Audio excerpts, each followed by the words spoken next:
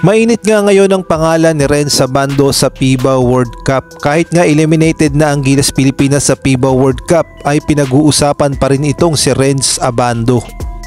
Marami kasi ang natuwa sa naging performance ni Renz Abando sa FIBA World Cup sa Gilas Pilipinas. Hindi nga makapaniwala ang lahat na sa height niyang 6'2" ay very athletic itong si Renz Abando at mantakinyo, isa pang shot blocker.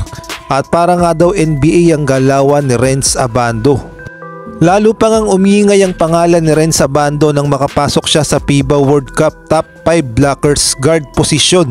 Number 1 nga si Renz Abando na may average na 1.2. Tinalo niya pa nga si Tyrese Haliburton ng USA.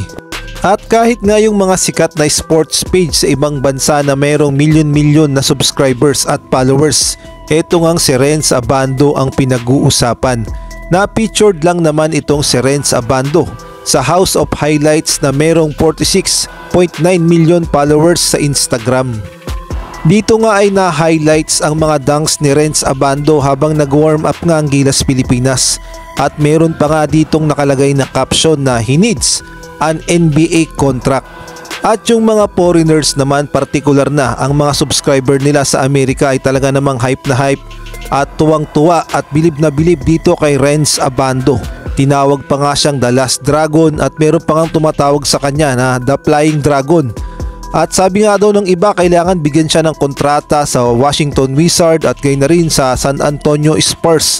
Maraming ang namangha ng mga foreigners sa athleticism at dunk ni Renz Abando sa Gilas Pilipinas.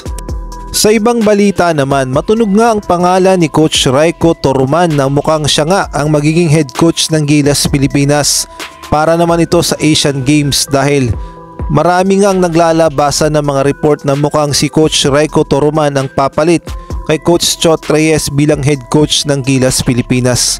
Ngunit hindi pa nga kumpirmado yan dahil ayon nga sa mga report ay bukas pa malalaman kung sino ba talaga ang papalit kay Coach Chot Reyes at baka mag-adjust pa yung Final 12 at may alisin at meron namang bagong idadagdag. Kaya naman abangan natin bukas ang magiging report ng SBP patungkol sa Asian Games at kung sino nga ba ang bagong head coach ng Gilas Pilipinas.